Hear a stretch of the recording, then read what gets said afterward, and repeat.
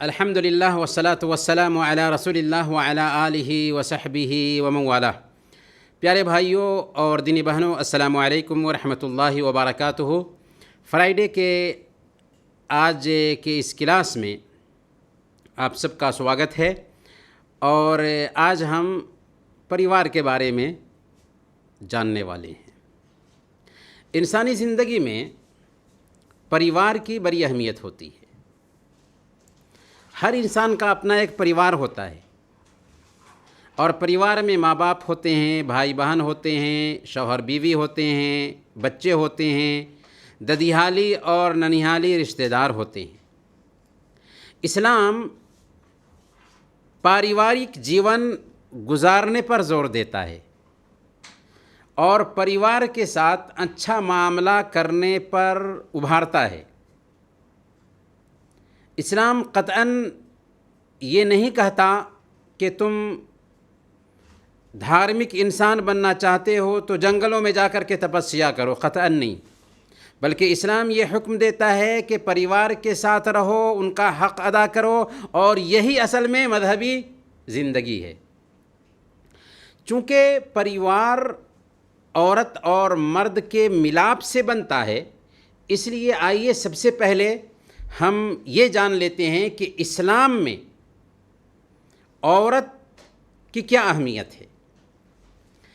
عورت سماج کا آدھا حصہ ہے، اس لیے اسلام نے عورت کو بہت عزت دی، ریسپیکٹ دیا، سمان دیا۔ اسلام نے زندگی کے مختلف حصوں میں عورت کو مرد کے برابر مانا ہے۔ اسی لیے سنن ابی داؤد کی روایت ہے، اللہ کے نبی صلی اللہ علیہ وسلم نے ارشاد فرمایا، انما النساء شقائق الرجال، عورتیں مردوں کے برابر ہیں۔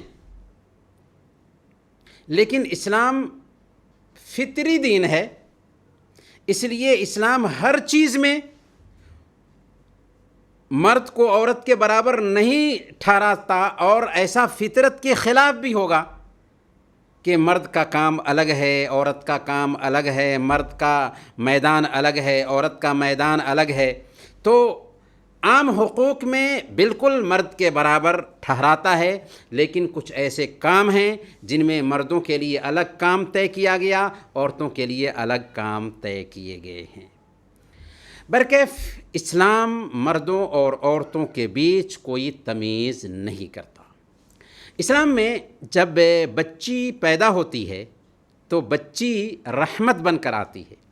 آج کی دنیا ماں کے پیٹ میں ہی بچی کو مار دینا چاہتی ہے اور اس کو ترقی سمجھتی ہے۔ اسلام نے اسے بھی قتل ناحق ٹھہرایا، یعنی اگر کوئی آدمی کسی بچی کو ماں کے پیٹ میں اس لیے مار دیتا ہے کہ بچی ہے، اسلام کہتا ہے کہ وہ ایک جان کا قاتل ہے، وہ ہتھیارہ ہے۔ اسلام عورت کی تعلیم پر زور دیتا ہے، عورت کو تعلیم دینے پر ابھارتا ہے جیسے مرد کو تعلیم دینے پر ابھارتا ہے۔ باپ کی وراثت میں عورت کو بھی ساجھیدار مانتا ہے اسلام، جس میں عورت کو کبھی ہم دیکھتے ہیں کہ مرد کے برابر ملتا ہے، کبھی مرد سے زیادہ ملتا ہے، اور کبھی اور بلکہ زیادہ تر یہ ہوتا ہے کہ مرد کے مقابلہ میں عورت کی ذمہ داری کم ہونے کی وجہ سے عورت کو اکہرا اور مرد کو دوہرا ملتا ہے، جبکہ بھائی ہوں اور بہنیں بھی ہوں تو بھائیوں کو دوہرا ملے گا، بہنوں کو اکہرا ملے گا۔ کیوں؟ ایسی حالت میں مرد کی ذمہ داری زیادہ ہوتی ہے، عورت کی ذمہ داری بالکل نہیں ہوتی، کیونکہ عورت کی کفالت کرنے والا مرد ہی ہوتا ہے اسلام میں۔ اسلام نے عورت کو شوہر چننے کا اختیار دیا ہے۔ اس کی رضامندی کے بغیر، اس کی اجازت کے بغیر اس کی شادی نہیں کی جا سکتی، اور اگر کی جا رہی ہے تو اس کو اختیار دیا جائے گا کہ وہ اپنی شادی فسخ کرا لے، کیونکہ اس کی مرضی اس میں نہیں پائی جاتی ہے۔ عورت کو مہر کا حق دیا گیا ہے۔ اولاد کی پرورش کی بہت بڑی ذمہ داری عورت کے سر ہی رکھی گئی ہے۔ اسی لیے صحیح بخاری کی روایت ہے، صحیح مسلم ہی میں بھی یہ روایت آئی ہے، اللہ کے نبی صلی اللہ علیہ وسلم بیان فرماتے ہیں کہ عورت اپنے گھر کی سنرکشک ہے اور اس سے اس کی ذمہ داری کے بارے میں پوچھ گچھ ہونے والی ہے۔ اسلام نے عورت کی شادی کے بعد بھی باپ سے عورت کا رشتہ باقی رکھا ہے۔ ایسا نہیں کہ بچی پرائے گھر کی ہے، اس کو جو دینا ہے دے دو، اب پرائے گھر میں چلی جائے گی، قطعاً نہیں۔ جیسے بیٹا ہے ویسے ہی بیٹی ہے، باپ سے اس کا رشتہ قیامت کے دن تک باقی رہے گا، لہذا باپ کی طرف ہی وہ عورت نسبت رکھے گی۔ طلاق اگر ہو جاتی ہے تو باپ کے پاس ہی لوٹ کر آئے گی۔ اس طریقے سے باپ سے اس کا رشتہ قیامت کے دن تک رہے گا، بلکہ جنت میں بھی باپ کے ساتھ رشتہ رہے گا اور پریوار کے لوگ ایک ساتھ اکٹھا ہوں گے۔ اسلام عورت کو کاروبار اور عمل کی بھی آزادی دیتا ہے۔ عورت بزنس کر سکتی ہے، عورت ٹیچر بن سکتی ہے، عورت ڈاکٹر بن سکتی ہے، لیکن اس کے باوجود اسلام نے عورتوں کے اخراجات کی جو ذمہ داری ہے وہ مرد کے سر ڈالی ہے، عورت کے سر نہیں۔ عورت کما سکتی ہے لیکن اس کے اخراجات مرد مہیا کریں گے۔ اپنی کمائی کے ذریعہ شوہر کو پالنے کا حق اس کا نہیں ہے، ذمہ داری اس کی نہیں ہے۔ پیارے بھائیوں، عورت کا مقام کیا ہے، عورت کا مرتبہ کیا ہے، اگر ہم عورت کے روپ کو بانٹ کر کے دیکھیں گے تو اور زیادہ یہ بات سمجھ میں آ جائے گی۔ عورت کا 3 روپ ہوتا ہے، جبکہ ایک عورت ماں ہوتی ہے، جبکہ ایک عورت بیوی ہوتی ہے، جبکہ ایک عورت بیٹی ہوتی ہے۔ ماں کا روپ الگ ہوتا ہے، بیوی کا روپ الگ ہوتا ہے، بیٹی کا روپ الگ ہوتا ہے۔ چنانچہ عورت جب ماں ہوتی ہے، ماں کے روپ میں ہوتی ہے، تو اسلام یہ کہتا ہے کہ اللہ کے حق کے فوراً بعد ماں باپ کا حق ہے۔ ماں کے قدموں کے نیچے جنت ہے۔ صحیح بخاری اور صحیح مسلم کی روایت ہے، ایک آدمی اللہ کے نبی صلی اللہ علیہ وسلم کے پاس آتا ہے اور پوچھتا ہے کہ میرے اچھے سلوک کا سب سے زیادہ حق کون رکھتا ہے؟ اللہ کے نبی صلی اللہ علیہ وسلم نے کہا کہ تیری ماں۔ پوچھا پھر کون؟ آپ نے کہا تیری ماں۔ پوچھا پھر کون؟ آپ نے کہا تیری ماں۔ پوچھا پھر کون؟ آپ نے کہا تیرا باپ۔ 3 درجہ دیا ماں کو، اور پھر تیسرے درجہ کو بیان کرنے کے بعد چوتھے نمبر پر کہا کہ باپ۔ یہ ہے ماں کا درجہ جب کہ وہ ماں بنتی ہے۔ جب عورت بیوی کے روپ میں ہوتی ہے تو اسلام اسے دنیا کی بہترین دولت قرار دیتا ہے۔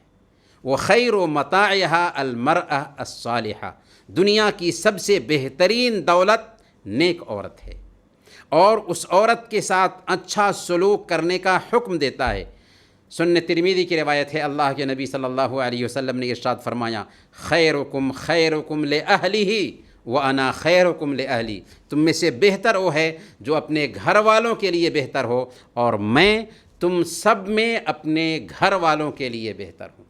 یہ ہے اسلام کا انداز عورتوں کو حق دینے کا، کہ عورت اگر بیوی ہے تو اس کے ساتھ اچھا معاملہ ہوگا، اور آئیڈیل شوہر وہ ہوتا ہے جو اپنی بیویوں کے ساتھ اچھا معاملہ کرتا ہے۔ اور جب ایک عورت بیٹی کے روپ میں ہوتی ہے تو اسلام اسے رحمت ٹھہراتا ہے۔ صحیح بخاری اور صحیح مسلم کی اوتھینٹک روایت ہے، اللہ کے نبی صلی اللہ علیہ وسلم ارشاد فرماتے ہیں، من ابتلی من البنات بشیء فاحسن الیہن کن لہ سترا من النار، کہ جو کوئی ان بچیوں کے سلسلے میں کسی طرح بھی آزمایا جائے اور اس نے اس کے ساتھ اچھا معاملہ کیا تو یہ بچیاں اس کے لیے جہنم سے پردہ اور رکاوٹ بن جائیں گے۔ گویا کہ اسلام بچیوں کو رحمت ٹھہراتے ہوئے یہ کہتا ہے کہ بچیوں کی پرورش میں جو ماں باپ پریشانی جھیلتے ہیں، دراصل یہ بچیاں اس کے لیے کل قیامت کے دن جہنم سے پردہ بننے والی ہیں۔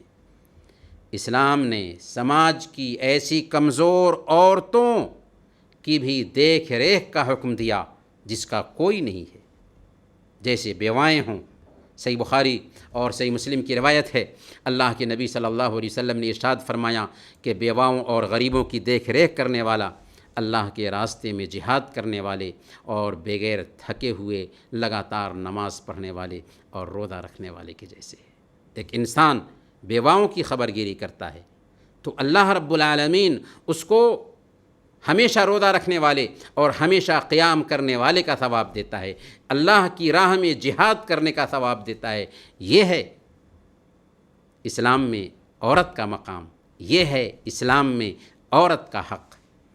معاملہ کرنے کے اعتبار سے عورتوں کی 3 قسمیں بنتی ہیں، اس کو بھی ہم جان لیتے ہیں تاکہ عورتوں کے ساتھ جب ہم معاملہ کریں گے تو یہ نقطہ بھی ہمارے سامنے میں رہے۔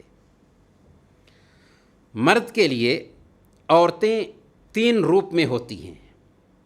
پہلا روپ یہ ہے کہ عورت اس کی بیوی ہو، دوسرا روپ یہ ہے کہ عورت مرد کی محرم ہو، اور تیسرا روپ یہ ہے کہ عورت اجنبی ہو۔ اگر عورت اس کی بیوی ہے تو ایسی حالت میں دونوں ایک دوسرے کے لیے لباس ہوں گے، پردہ بن جاتے ہیں، اور جیسے چاہیں وہ ایک ساتھ رہیں گے کیونکہ وہ دونوں شوہر بیوی ہیں۔ عورت کا دوسرا روپ یہ ہے کہ عورت مرد کی محرم ہو۔ محرم سے کیا مراد ہے؟ حالانکہ بیوی بھی محرم ہے۔ محرم سے کیا مراد ہے؟ محرم سے مراد یہ ہے کہ وہ عورتیں جن سے اس کی شادی نہیں ہو سکتی۔ محرم اسے کہتے ہیں کہ وہ عورت جس سے اس کی شادی نہیں ہو سکتی، جیسے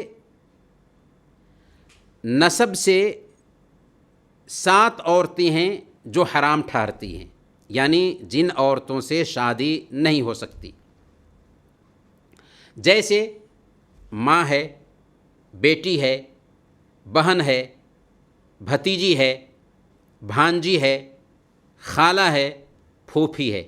یہ 7 طرح کی عورتیں ہیں جن سے اسلام میں شادی کرنا حرام ہے، اور دودھ پلانے سے بھی 7 طرح کی عورتیں ٹھہرتی ہیں۔ یعنی جیسے نسب سے حرمت ثابت ہوتی ہے ویسے ہی دودھ پلانے سے بھی حرمت ثابت ہوتی ہے۔ تو نسب سے حرام ٹھہرنے والی عورتیں کون کون سی ہوئیں؟ ماں ہوئی، بیٹی ہوئی، بہن ہوئی، بھتیجی ہوئی، بھانجی ہوئی، خالہ ہوئی، پھوپھی ہوئی۔ نسب سے یہ 7 طرح کی عورتیں حرام ٹھہرتی ہیں، اور رضاعت سے یعنی دودھ پلانے سے جو عورتیں حرام ہوتی ہیں وہ کون کون سی عورتیں ہیں؟ دودھ شریک ماں، دودھ شریک بیٹی، دودھ شریک بہن، دودھ شریک بھتیجی، دودھ شریک بھانجی، دودھ شریک خالہ، اور دودھ شریک پھوپھی۔ دودھ پینے کی وجہ سے یہ 7 عورتیں حرام ٹھہرتی ہیں۔ رشتہ کی وجہ سے یعنی شادی کی وجہ سے 4 عورتیں حرام ٹھہرتی ہیں یا 4 عورتیں محرم بن جاتی ہیں۔ وہ کون کون سی عورتیں ہیں؟ بہو یعنی بیٹے کی بیوی، وہ بھی ایک آدمی کے لیے محرم ٹھہرتی ہے، اس سے پردہ نہیں ہے۔ بیٹے کی بیوی سے پردہ نہیں ہے، بیٹے کی بیوی ہے اپنے سسر کے پاس میں آ سکتی ہے۔ سوتیلی ماں، سوتیلی ماں سے بھی پردہ، سوتیلی ماں بھی اپنے بیٹے سے پردہ نہیں کرے گی۔ ساس بھی پردہ نہیں کرے گی اپنے داماد سے۔ اور بیوی کی بیٹی، اگر کسی عورت سے شادی کیا اس نے اور وہ اپنے ساتھ ایک بیٹی کو لے کر کے آئی ہے، تو چونکہ اس آدمی کی وہ بیوی بن گئی، لہذا بیوی کی بیٹی بھی اس کے لیے محرم ہوگی۔ تو گویا کہ رشتہ بننے کی وجہ سے 4 طرح کی عورتیں ہیں جو حرام ٹھہرتی ہیں: بہو، سوتیلی ماں، ساس، اور بیوی کی بیٹی، یعنی سگی بیٹی نہیں بلکہ سوتیلی بیٹی، بیوی کی بیٹی جو عورت کسی دوسرے شوہر سے بچہ جنم دی تھی اور کسی دوسرے مرد سے شادی کرتی ہے تو اس مرد کے لیے بیوی کی وہ بیٹی ہوگی جو اس کے لیے محرم بنے گی. یہ عورتیں محرم کہلاتی ہیں. ایسی عورتیں نارمل لباس پہن کر اس کے سامنے آ سکتی ہیں کیونکہ یہ عورتیں اس کے لیے محرم ہیں. ان کے بازو، گردن اور بال اگر کھلے بھی ہوں تب بھی کوئی حرج نہیں، لیکن سینہ ڈھکا ہوا ہونا چاہیے، دوپٹہ ہو سینے پہ، کیونکہ یہ بھی ایک طرح کی بے پردگی ہوگی کہ ایک بچی اگر جوان ہو جاتی ہے تو اپنے بھائیوں کے سامنے یا اپنے باپ کے سامنے اسی شکل میں آئے. ہاں، چہرے کھلے ہوئے ہوں، بازو کھلا ہوا ہو، گردن اور بال کھلے ہوئے ہوں تو اس میں کوئی حرج کی بات نہیں ہے کیونکہ وہ آپس میں محرم ہیں. عورت کا تیسرا روپ یہ ہے کہ عورت آدمی کے لیے اجنبی ہو. اس میں وہ ساری عورتیں آ جاتی ہیں جو محرم نہ ہوں، چاہے رشتے میں ہی کیوں نہ آتی ہوں. محرم عورتوں کو ہم نے جان لیا. اس کے علاوہ جو عورتیں ہیں وہ غیر محرم ہوں گی، چاہے رشتہ دار ہی کیوں نہ ہو، جیسے چچا کی بیٹی ہے، پھوپھی کی بیٹی ہے، ماموں کی بیٹی ہے، خالہ کی بیٹی ہے، بھائی کی بیوی ہے. یہ سب کے سب پریوار میں آتے ہیں لیکن یہ غیر محرم ہیں. ان عورتوں سے معاملہ کرتے وقت اسلام نے کچھ رول رکھا ہے، کچھ قاعدہ رکھا ہے تاکہ عزت کی حفاظت ہو سکے. وہ کیا رولز ہیں، وہ کیا نیم ہیں، ان کو ہم جان لیتے ہیں. پہلے نمبر پر اجنبی عورتوں سے معاملہ کرنے کا پہلا نیم یہ ہے کہ نگاہیں نیچی رکھی جائیں. مرد اور عورت دونوں کو حکم ہے کہ اگر کسی عورت پر نظر پڑ جائے تو نظر جھکا لی جائے. یہ پہلا حکم ہے کیونکہ نظر ہی دراصل ایک ایسی بلا ہے کہ اس کی وجہ سے ایک انسان فتنے کا شکار ہو سکتا ہے. دوسرا ادب یہ ہے کہ اخلاق اور ادب کے دائرے میں بات کی جائے. عورت سے دبی زبان میں بات نہ کی جائے. یا نساء النبی لستن کاحد من النساء ان اتقیتن فلا تخضعن بالقول فیطمع الذی فی قلبہ مرض. کہ کسی سے ایک عورت بات کرے تو دبی زبان میں بات نہ کرے کہ سامنے والا آدمی اس سے امید باندھ لے. ایسی کوئی حرکت نہ کرے کہ جس سے زینت ظاہر ہو اور انسان کی شہوت بھڑک اٹھے. لباس بھی قاعدے کا ہو. تیسرا اصول یہ ہے کہ عورت اگر اجنبی ہے تو اس سے تنہائی اختیار نہ کی جائے، اس کے ساتھ اکیلے میں نہ رہا جائے. سنن ترمذی کی روایت ہے، اللہ کے نبی صلی اللہ علیہ وسلم نے ارشاد فرمایا کہ جب کوئی آدمی کسی دوسری اجنبی عورت کے ساتھ اکیلے میں ہوتا ہے تو تیسرا وہاں پر شیطان ہوتا ہے. چوتھا رول یہ ہے کہ عورتیں مردوں سے پردہ بھی کریں. یہاں پر ایک سوال یہ ہے کہ آخر اللہ نے مردوں کی بجائے عورتوں پر پردہ کیوں ٹھہرایا ہے؟ مردوں کے لیے پردہ کیوں نہیں ہے؟ حالانکہ مردوں کو بھی حکم ہے کہ نظر پڑتے ہی نظر جھکا لیں، لیکن پردہ کا حکم اس لیے نہیں ہے کیونکہ عورتیں خوبصورتی اور اٹریکشن کے سادھنوں سے بھری ہوتی ہیں، اور عورت اپنی خوبصورتی کی وجہ سے، اٹریکشن کی وجہ سے مرد کو اپنی طرف مائل کر سکتی ہے. مرد کو اس کی طرف اٹریکٹ کرتی ہے اس کی خوبصورتی اور اس کا اٹریکشن. یعنی جتنا مرد عورت کے لیے فتنہ نہیں بنتا اس سے کہیں زیادہ عورت مرد کے لیے آزمائش بنتی ہے. اس لیے اسلام چونکہ فطری دین ہے، نیچر سے لگتا ہوا دین ہے، اس لیے اسلام یہ حکم دیتا ہے کہ عورت پردہ کرے، اور قیمتی چیز چھپا کر رکھی جاتی ہے۔ اگر مٹھائی کھلی رہے گی تو اس میں مکھیاں لگیں گی، اگر سونا اور چاندی کو کھلی جگہ پر ہم رکھیں گے تو چور اٹھا کر لے جائے گا۔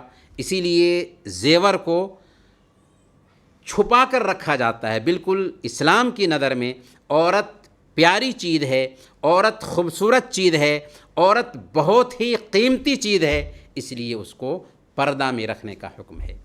اس کا فائدہ کیا ہوتا ہے؟ یعنی عورت اگر پردہ کرتی ہے تو اس کا فائدہ کیا ہوتا ہے؟ ایک عورت اپنے آتم سمان اور مان مریادہ کی حفاظت کرتے ہوئے آسانی کے ساتھ اپنا کام کر پاتی ہے، پردہ کرنے کی وجہ سے۔ اس سے سماج میں پاکی صفائی کا واتاورن بنتا ہے، عورت کی عزت محفوظ رہتی ہے، اور مرد کو بھی پاکیزگی اختیار کرنے کا سبق ملتا ہے، اور وہ خود بھی اپنی عزت کی حفاظت کرنے کی طرف دھیان دیتا ہے۔ اسی لیے ہم دیکھتے ہیں کہ ایک عورت ہے جو تنگ لباس پہنے ہوئے گزر رہی ہے، اور ایک عورت ہے جو نہایت ہی پردہ کے ساتھ میں گزر رہی ہے۔ کس کے اوپر ایک آوارہ کی نظر جائے گی؟ ظاہر سی بات ہے اس عورت کے اوپر آوارہ نظر ڈالے گا جو تنگ لباس پہن کر کے جا رہی ہے، لیکن یہ ایک عورت جو پردہ سے جا رہی ہے اس عورت کے اوپر آوارہ نظر نہیں ڈالے گا، کیونکہ وہ اپنے پورے بدن کو ڈھانپ کر کے جا رہی ہے۔ سوال یہ ہے کہ حجاب کیسا ہونا چاہیے یا پردہ کیسا ہونا چاہیے؟ ایک عورت جس شکل کا بھی چاہے حجاب پہن سکتی ہے، لیکن شرط یہ ہے کہ جسم چھپائے۔ جسم کے جو چھپانے کے حصے ہیں حجاب کی وجہ سے وہ حصے چھپ جائیں۔ حجاب وشال ہو، تنگ نہ ہو، اتنا تنگ نہ ہو کہ جسم کے جو آکار ہیں، جسم کی جو بناوٹیں ہیں وہ ظاہر ہونے لگیں، اتنا پتلا بھی نہ ہو کہ جسم کے جو حصے ہیں وہ جھلکنے لگیں، بلکہ حجاب کے جیسے ہو۔ برکیف یہ کچھ باتیں تھیں حجاب کے تعلق سے۔ پریوار ہی سے متعلق چونکہ ایک شادی انسان کی فطری ضرورت ہے، اس لیے ہم شادی کے بارے میں بھی جان لیتے ہیں۔ شادی ایک سوبھاوک ضرورت ہے، اسی لیے اسلام شادی کرنے پر ابھارتا ہے، اور اسی شادی سے پریوار بھی بنتا ہے۔ اسی لیے اسلام نے شادی کرنے پر زور دیا ہے۔ سارے نبیوں نے شادیاں کی تھیں، یہاں تک کہ اللہ کے نبی صلی اللہ علیہ وسلم جو آخری نبی ہیں اور ہم سب کے لیے آئیڈیل ہیں، انہوں نے بھی شادیاں کی۔ اللہ تعالیٰ نے اپنی کتاب میں شوہر بیوی کے جو حقوق ہو سکتے ہیں ان حقوق کو بیان کیا ہے، اور عورت بحیثیت بیوی جب ایک مرد کے گھر میں آتی ہے تو اللہ تعالیٰ نے کہا کہ یہ اللہ کے وجود کی نشانی ہے۔ وَمِنْ آيَاتِهِ أَنْ خَلَقَ لَكُم مِّنْ أَنفُسِكُمْ أَزْوَاجًا لِتَسْكُنُوا إِلَيْهَا، کہ اللہ کی نشانیوں میں سے ایک نشانی یہ ہے کہ تمہاری ہی جنس سے تمہارے لیے بیویاں پیدا کی تاکہ تم ان بیویوں سے سکون حاصل کرو۔ اور محمد صلی اللہ علیہ وسلم نے نوجوانوں کو شادی کرنے پر ابھارا ہے اور گارنٹی دی ہے کہ جو آدمی اپنی عزت کی حفاظت کے لیے شادی کرنا چاہتا ہے اللہ تعالیٰ اس کی مدد فرماتا ہے۔ البتہ شادی کرنے سے پہلے جو شرطیں ہیں ان شرطوں کو بھی ایک مسلمان کو چاہیے کہ سامنے رکھے۔ کیا شرطیں ہیں؟ سب سے پہلے بیوی میں جو شرط پائی جانی چاہیے وہ یہ ہے کہ عورت مسلمان ہو یا یہودی اور عیسائی ہو۔ یعنی اگر ایک مسلمان کسی سے شادی کرنا چاہتا ہے تو ضروری ہے کہ کسی مسلمان عورت سے شادی کرے، یا اگر یہودی یا عیسائی عورت سے شادی کرتا ہے تب بھی جائز ہے۔ اگر عورت مسلمان نہیں ہے تو اس سے شادی نہیں کر سکتا، چاہے وہ ہندو ہو چاہے وہ کسی بھی مذہب کو ماننے والی ہو، شادی نہیں کر سکتا۔ گویا کہ دینداری اہم چیز ہے۔ دوسری بات یہ ہے کہ عورت پاک دامن بھی ہو، بد چلن نہ ہو، اس کے تعلقات کسی دوسرے مرد سے نہ ہوں۔ اگر ایسی عورت ہے تو اس سے بھی شادی کرنا جائز نہیں ہے۔ تیسری شرط یہ ہے کہ عورت مرد کی محرم نہ ہو، اور ہم نے جان لیا ہے کہ وہ کون کون سی عورتیں ہیں جو ایک مرد کے لیے محرم ٹھہرتی ہیں۔ محرم سے شادی کرنا جائز نہیں ہے۔ اب سوال یہ ہے کہ شوہر کے اندر پائی جانے والی کیا شرط ہے؟ تو شوہر بھی مسلمان ہونا چاہیے، کیونکہ ایک عورت کی شادی اگر ہم کر رہے ہیں تو ضروری ہے کہ مسلمان سے اس کی شادی کرے، غیر مسلم سے شادی نہیں ہو سکتی، چاہے عیسائی ہی کیوں نہ ہو، چاہے یہودی ہی کیوں نہ ہو۔ کسی مسلمان عورت کی غیر مسلم سے شادی جائز نہیں ہے، حرام ہے۔ اسی طرح وہ دیندار ہو، اچھے اخلاق کا ہو۔ اسلام نے شادی کے بعد شوہر بیوی کے کیا ادھیکار ہو سکتے ہیں ان کو بھی بیان کیا ہے، تاکہ خوشی خوشی پاریوارک جیون بتایا جا سکے۔ ہم چونکہ پریوار کے بارے میں جان رہے ہیں، اس لیے ہمیں یہ بھی جاننا ضروری ہے کہ شوہر کا بیوی پر کیا حق ہے اور بیوی کا شوہر پر کیا حق ہے۔ بیوی کے شوہر پر کیا ادھیکار ہیں؟ تو سب سے پہلے اس کا خرچ دے اور اس کے رہنے سہنے کا انتظام کرے، یہ شوہر کی ذمہ داری ہے۔ اسلام کی بیوٹی دیکھیے کہ بیوی بچوں کو کھلانے پلانے پر اسلام ابھارتا ہے اور اسے بھی عبادت سمجھتا ہے۔ صحیح بخاری اور صحیح مسلم کی روایت ہے، اللہ کے نبی صلی اللہ علیہ وسلم نے ارشاد فرمایا کہ تم میں سے ایک آدمی اپنے پریوار پر خرچ کرتا ہے تو یہ بھی اس کے لیے صدقہ ہے۔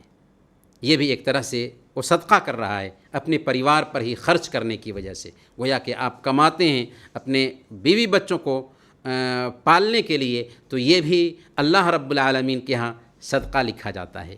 دوسرے نمبر پر بیوی کے ساتھ اچھے طریقے سے گزر بسر کرے، یہ ایک شوہر کی ذمہ داری ہے کہ اپنی بیوی کے ساتھ وہ اچھے طریقے سے گزر بسر کرے۔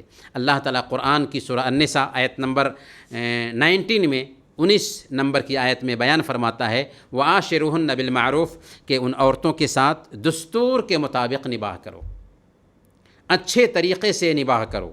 اور اچھے طریقے سے نباہ کرنے میں یہ بھی آتا ہے کہ بیوی کی اچھائی پر آپ نظر ڈالیں، اس کی برائی کو نظر انداز کریں۔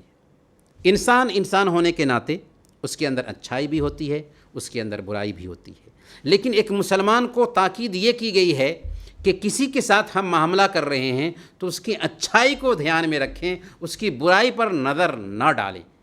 اس کا فائدہ یہ ہوگا کہ اگر آپ اچھائی پر نگاہ ڈالیں گے تو اس کی خوبی ہی ہمارے سامنے میں رہے گی، خامیاں دب جائیں گی، اور برائی پر نگاہ ڈالیں گے تو جو بھی خوبیاں اس کے اندر پائی جاتی ہیں وہ خوبیاں دب جائیں گی اور ظاہر میں اس کے اندر برائی ہی دکھائی دے گی۔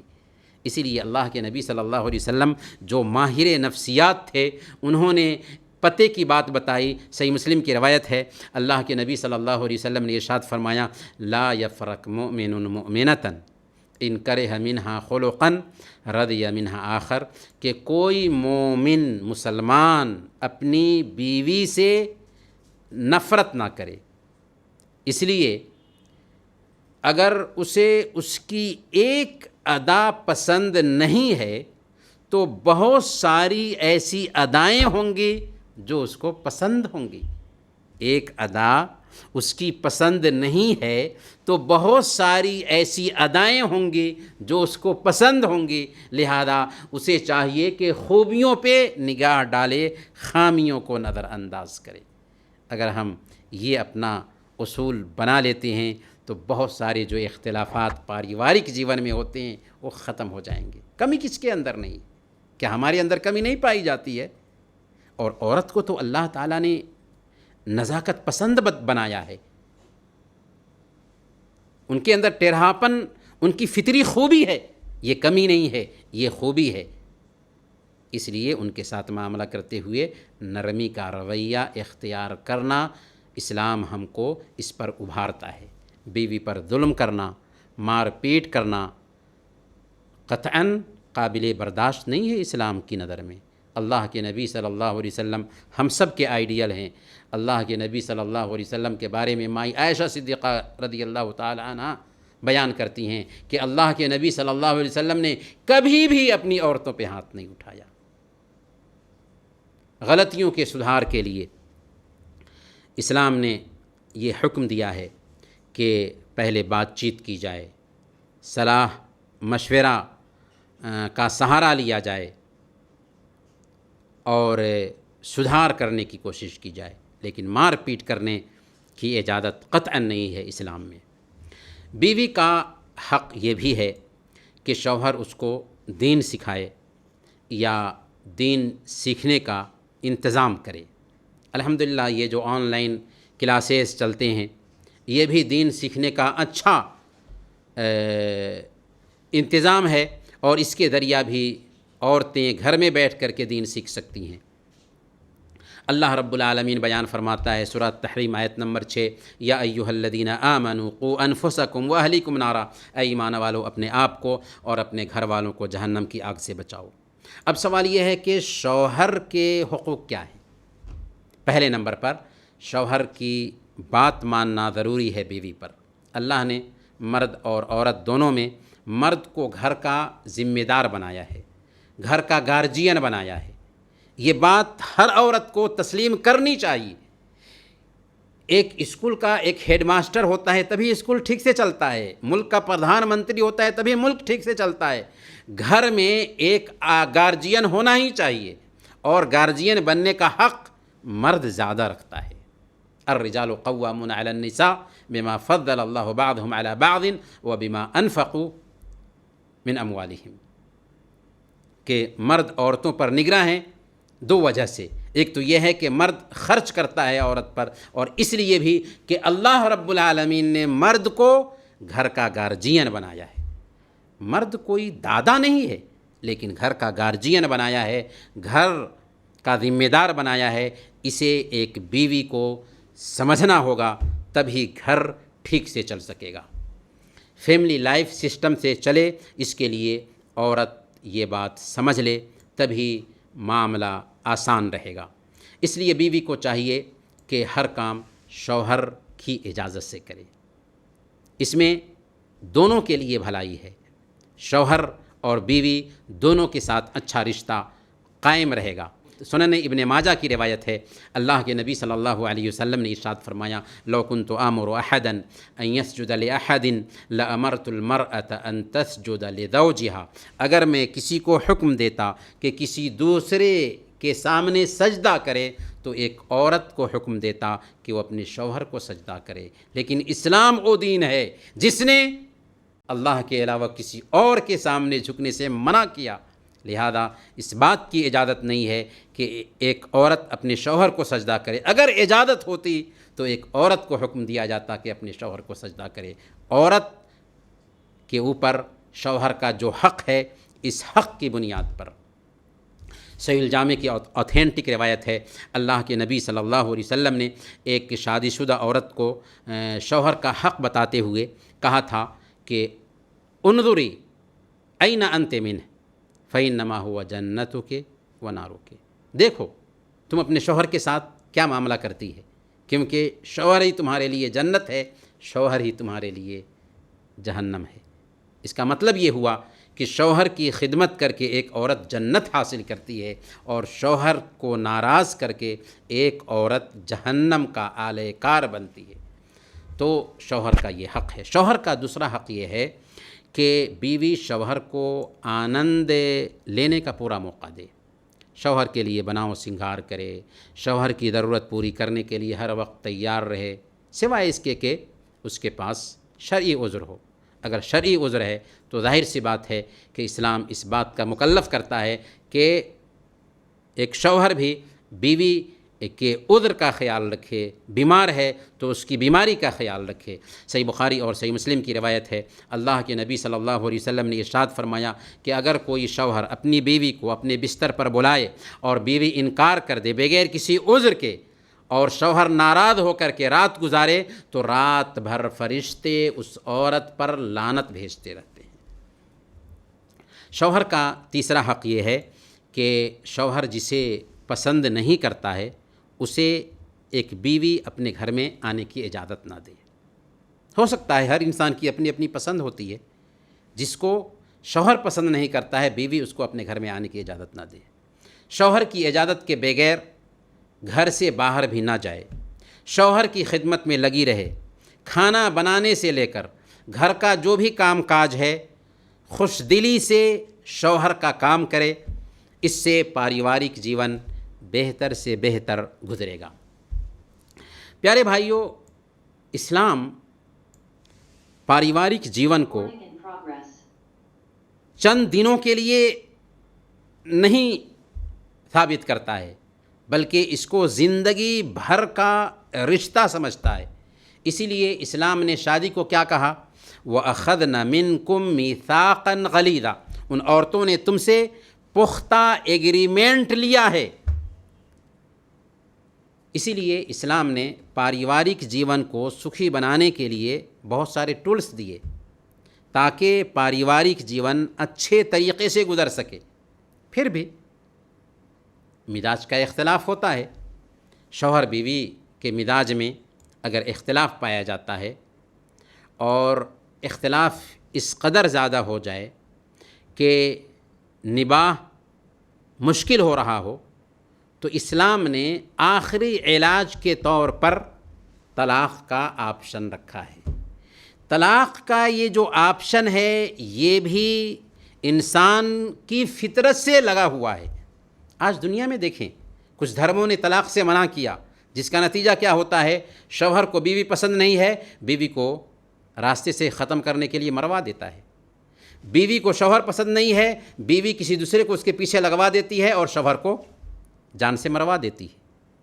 اسلام نے اگر اختلاف اس قدر شدید ہو جائے کہ ساتھ میں رہنا مشکل ہو گیا تو ایسی حالت میں یہ آپشن رکھا ہے، لیکن الٹپ نہیں، اس کو قاعدہ اور قانون کے ساتھ جوڑ دیا ہے کہ قاعدے کے ساتھ یہ طلاق دی جائے گی۔ سوال یہ ہے کہ جدائی کا طریقہ کیا ہے؟ تو جدائی یا تو بیوی کی طرف سے ہوگی یا شوہر کی طرف سے ہوگی۔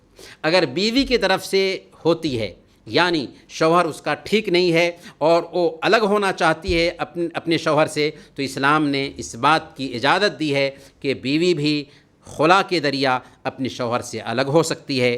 اور اگر عورت سے شوہر دور ہونا چاہتا ہے اس کے اندر خرابی کی وجہ سے، تو اس کے لیے بھی اجازت ہے، لیکن اس کے لیے رول رکھا گیا ہے، اس رول کو فالو کرنا ضروری ہے۔ اللہ تعالیٰ نے سورہ النساء آیت نمبر 34 اور 35 میں سدھار کے سب سے پہلے 4 مراحل طے کیا ہے۔ ان مراحل کو پہلے تجاوز کرنا ہے، ان مراحل کو پہلے برتنا ہے، تب طلاق کے بارے میں بات کرنی ہے۔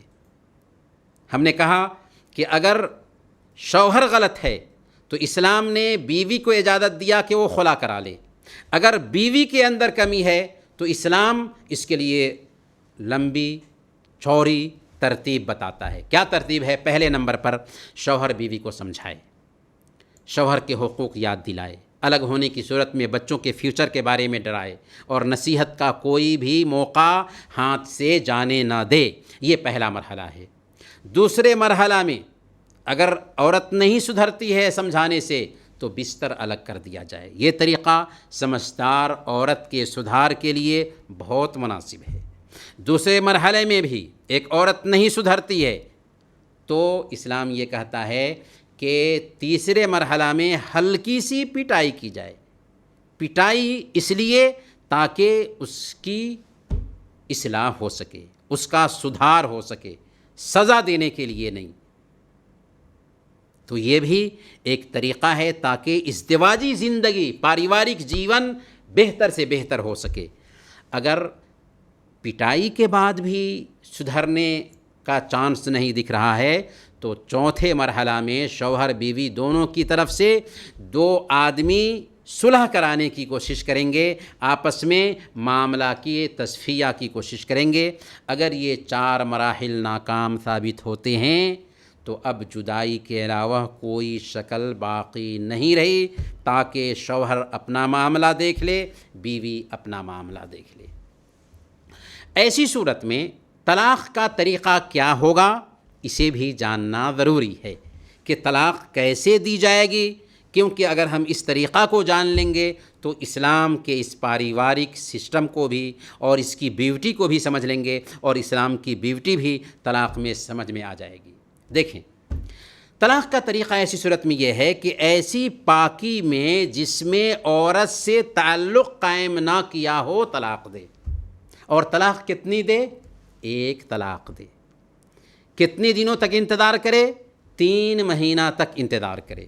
1 طلاق دے ایسی پاکی میں جس میں اس نے اپنی بیوی سے تعلق نہ قائم کیا ہو، اور 3 مہینہ تک انتظار کا موقع دے. ایسی جو مدت ہوگی 3 مہینہ کی مدت، اس مدت میں عورت کے لیے انتظار کرے گا. اس بیچ بیوی کو وہ ساتھ میں رکھے گا، اس کے ساتھ اٹھے بیٹھے گی. اگر تعلق قائم ہو جاتا ہے تو اس کی بیوی ہی رہے گی. اگر 3 مہینہ تک تعلق قائم نہیں ہوا تو 3 مہینہ گزرنے کے بعد خود بخود دونوں کا آپس میں رشتہ ختم ہو گیا. یہ ہے اسلام کی بیوٹی. ایک آدمی ایسی پاکی کا انتظار کیا جس میں تعلق نہیں قائم کیا تھا، اور 1 طلاق دیا. 3 مہینہ انتظار کیا، بیوی اس کے ساتھ رہی، اور ابھی بھی بیوی ایک ساتھ نہیں ہو رہی ہے، تو اب کیا چانس رہا ان کا ایک ساتھ رہنے کا؟ اگر طلاق واقع ہو گئی، 3 مہینہ گزر گیا، اب پھر وہ ایک ساتھ آنا چاہ رہے ہیں تو ابھی بھی گنجائش ہے، لیکن نئے شادی نئے مہر سے وہ ایک ساتھ آ سکتے ہیں. پھر دوبارہ طلاق دے دیا، پھر 3 مہینہ تک گنجائش ہے کہ وہ لوٹا لیں. اگر 3 مہینہ گزر گیا تو پھر وہ نئے شادی سے اس عورت کو اپنے پاس کر سکتا ہے. اگر تیسری طلاق بھی دے دی تو اب لوٹانے کی گنجائش نہیں ہے، کیونکہ اللہ تعالیٰ نے سورہ البقرہ آیت نمبر 229 میں بیان فرمایا، الطلاق مرتان فامساک بمعروف اور تسریح باحسان، کہ یہ طلاقیں 2 مرتبہ دی جائیں گی، پھر یا تو اچھائی سے روکنا ہے یا اچھے طریقے سے چھوڑ دینا ہے. البتہ اگر کوئی آدمی ایک ہی مجلس میں 3 طلاق دیتا ہے تو شریعت کے ساتھ وہ کھلواڑ کرتا ہے، پر طلاق ایک ہی شمار کی جائے گی. دلیل کیا ہے؟ صحیح مسلم کی روایت ہے، حضرت ابن عباس رضی اللہ تعالیٰ عنہ بیان فرماتے ہیں کہ اللہ کے نبی صلی اللہ علیہ وسلم کے زمانے میں، حضرت ابوبکر صدیق رضی اللہ تعالیٰ عنہ کے زمانے میں، اور عمر فاروق رضی اللہ تعالیٰ عنہ کی خلافت کے ابتدائی دنوں میں ایک مجلس کی 3 طلاق ایک ہی سمجھی جاتی تھی. عمر فاروق رضی اللہ تعالیٰ عنہ جب خلیفہ ہوئے تو دیکھا کہ لوگ طلاق دینے میں جلد بازی کرتے ہیں، چنانچہ انہوں نے سزا کے طور پر ایک مجلس کی 3 طلاق کو 3 لاگو کر دیا تھا. پیارے بھائیوں، پاریوارک جیون کی بات کر رہے ہیں تو پریوار میں ماں باپ کی بڑی اہمیت ہوتی ہے، جن کا حق اللہ کے حق کے فوراً بعد آتا ہے. ان کے ساتھ اچھا معاملہ کرنا اسلام کا حکم ہے، اور اس کی وجہ سے ہمیں جنت کی گارنٹی ملتی ہے. سنن ترمذی کی روایت ہے، اللہ کے نبی صلی اللہ علیہ وسلم نے ارشاد فرمایا، الوالد اوسط ابواب الجنہ، باپ جنت کے دروازوں میں سے بیچ کا سب سے بہتر دروازہ ہے، سب سے بہتر دروازہ ہے. جو چاہے اس دروازہ کو باقی رکھے، جو چاہے گنوا دے. خاص کر اگر ماں باپ بڑھاپے کی عمر کو پہنچ جاتے ہیں تو ایسی عمر میں ان کے مزاج اور سوبھاؤ میں چڑچڑاپن آ جاتا ہے. اس عمر میں اسلام یہ کہتا ہے کہ انہیں اف تک نہ کہا جائے. اللہ نے فرمایا سورہ الاسراء آیت نمبر 23 اما یبلغن عندک الکبر احدہما او کلاہما فلا تقل لہما اف ولا تنہرہما وقل لہما قولا کریما، کہ اگر تمہارے پاس دونوں یا ان میں سے کوئی ایک بڑھاپے کی عمر کو پہنچ جائیں تو انہیں اف تک مت کہو، انہیں جھڑک کر جواب مت دو، ان سے عزت سے بات کرو، اور اگر ماں باپ مسلمان نہ ہوں یا ان میں سے کوئی ایک مسلمان نہ ہوں پھر بھی ان کے ساتھ اسلام حکم دیتا ہے کہ اچھا معاملہ کیا جائے۔ ہاں اگر وہ کفر پر آمادہ کرنا چاہیں گے تو اس وقت ان کی بات نہیں مانی جائے گی۔ اللہ فرماتا ہے سورہ لقمان آیت نمبر 15 وَإِن جَاهَدَاكَ عَلَىٰ أَن تُشْرِكَ بِي مَا لَيْسَ لَكَ بِهِ عِلْمٌ فَلَا تُطِعْهُمَا وَصَاحِبْهُمَا فِي الدُّنْيَا مَعْرُوفًا، کہ اگر وہ تم پر دباؤ ڈالیں کہ میرے ساتھ کسی کو شریک ٹھہرائے تو ان کی بات مت مانو، لیکن دنیا میں ان کے ساتھ اچھا برتاؤ کرنا ہے، دنیا میں ان کے ساتھ اچھا برتاؤ کرنا ہے۔ اب ہم اپنی بات ختم کریں گے لیکن 2 پوائنٹس کے ساتھ۔ پہلا پوائنٹ یہ ہے کہ پریوار میں سنتان کی بھی بڑی اہمیت ہوتی ہے۔ اولاد کا یہ حق ہے کہ باپ ان کے لیے نیک اور دیندار ماں کا چوائس کرے، ان کا اچھا نام رکھے، ان کی اچھی شکچھا اور دکچھا کا انتظام کرے۔ ماں باپ انہیں دین سکھائیں، قرآن سکھائیں، صورتیں یاد کرائیں، اللہ کے نبی صلی اللہ علیہ وسلم کی چھوٹی چھوٹی پیاری پیاری احادیث یاد کرانے کی کوشش کریں، اللہ کے نبی صلی اللہ علیہ وسلم کی سیرت سنائیں، انہیں اچھے اخلاق کی تعلیم دیں، برے اخلاق سے روکیں، انہیں زندگی کے آداب سکھائیں کہ کیسے زندگی گزارنا ہے، اور اپنی اولاد کے بیچ انصاف کریں، بری سنگت سے ان کو بچانے کی کوشش کریں، کیونکہ آج بچے زیادہ تر بری سنگت کی وجہ سے ہی برباد ہوتے ہیں، خراب ہوتے ہیں۔ ہماری اولاد پر ہماری نظر گہری ہو، ان کے دوست کون ہیں، کن کے ساتھ ان کا اٹھنا بیٹھنا ہوتا ہے، اگر ہم ان چیزوں کو جانیں گے تو آسانی کے ساتھ ہم تربیت کر سکیں گے۔ یہاں تک کہ اگر وہ انٹرنیٹ استعمال کرتے ہیں تو انٹرنیٹ پر کیا کرتے ہیں ہماری نظر باریکی سے اس پہ ہو تاکہ صحیح تربیت دے سکیں۔ اور پریوار میں آخری جو مرحلہ ہوتا ہے اور رشتہ داروں کا ہوتا ہے، اسلام ہمیں ددیحالی اور ننیحالی رشتے کو جوڑنے کی تاکید کرتا ہے۔ اگرچہ ہمارے رشتہ دار مسلمان نہیں ہیں پھر بھی ان کے ساتھ اچھا معاملہ کرنے کا حکم دیتا ہے۔ ہمارے حبیب نے اپنے رشتہ داروں کے ساتھ جو مسلمان نہیں تھے اچھا معاملہ کیا، اور کہا کہ ہم ان کے ساتھ اچھا معاملہ کرتے ہیں کیونکہ وہ ہمارے رشتہ دار ہیں اگرچہ وہ مسلمان نہیں ہیں۔ اور صحیح بخاری اور صحیح مسلم کی روایت ہے، اللہ کے نبی صلی اللہ علیہ وسلم ارشاد فرماتے ہیں لا يدخل الجنت قاطع، رشتہ توڑنے والا جنت میں داخل نہیں ہوگا۔ تو پیارے بھائیوں اور دینی بہنوں، آج پریوار کے بارے میں باتیں ہوئیں۔ اللہ سے دعا کرتے ہیں کہ اللہ تعالی ہم سب کو پریوار کے ساتھ اچھا معاملہ کرنے اور پریوار کو بحال رکھنے کی توفیق عطا فرمائیں۔ انہی کچھ باتوں کے ساتھ آج ہم اپنی بات ختم کرتے ہیں۔ وصلی اللہ علی نبینا محمد وعلی آلہ وصحبہ اجمعین۔